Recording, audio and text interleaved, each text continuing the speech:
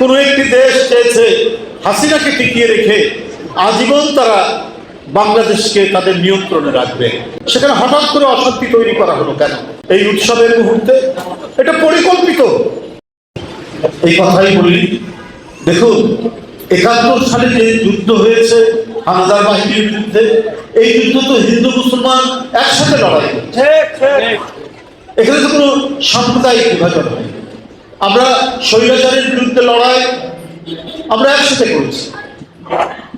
আপনি সেটা ৯০ সাল হোক আর ২০২৪ সাল।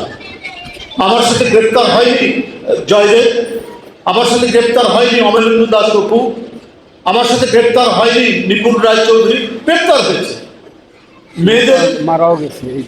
মেয়েদের কারাগারে আমি নিপুণকে দেখেছি, কেবল তার একটা অপারেশন হয়েছে। ওই মুহূর্তে তার ২-৩ দিনও হয়নি, ওই মুহূর্তে তাকে ধরে নিয়ে এসেছে শেখ হাসিনার গোয়েন্দা পুলিশ। কত ছেলে ঢাকা বিশ্ববিদ্যালয়ে। তো আমরা তো একসাথে লড়াই করেছি গণতন্ত্র ফেরানোর জন্য, হিন্দু মুসলমান সব একসাথে। আমাদের এই অর্জন সবার, এটা কোনো বিশেষ ব্যক্তি বা দলের নয়। এটা যেমন গণতন্ত্রের জন্য যে রাজনৈতিক দলগুলো লড়াই করেছেন তাদেরও যেমন অর্জন, গোটা গণতান্ত্রিক সংগ্রামকে যিনি সংগঠিত করেছেন দূরে হলেও আমাদের ভারপ্রাপ্ত চেয়ারম্যান তারেক রহমান, ঠিক তেমনি এখানে হিন্দু মুসলমান বৌদ্ধ খ্রিস্টান তাদের কান মিলিয়ে আমরা হাসিনাকে পতন করতে আমরা সক্ষম হয়েছি। কেন?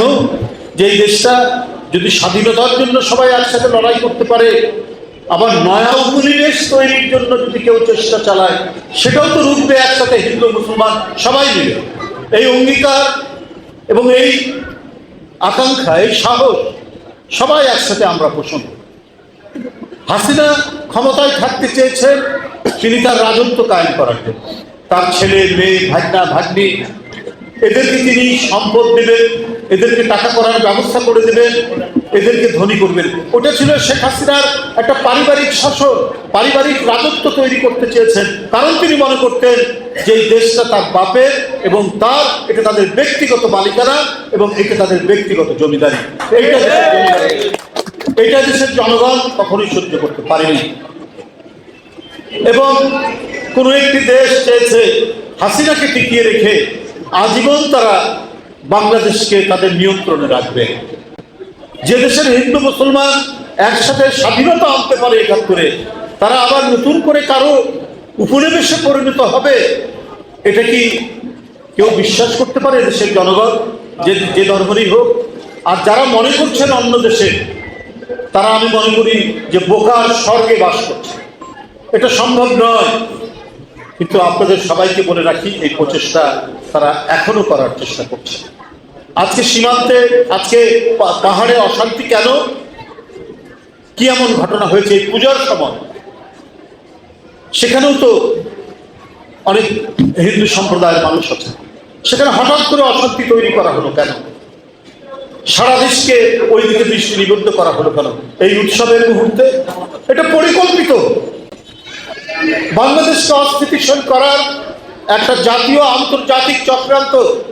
যারা শেখ হাসিনার পতনকে মেনে নিতে পারেনি, তারাই এই চক্রান্ত করে যাচ্ছে যে এই দুর্গাপূজার সময় এমন কিছু ঘটনা ঘটাতে হবে যাতে বাংলাদেশের ভাবমূর্তি নষ্ট হয় বিদেশে।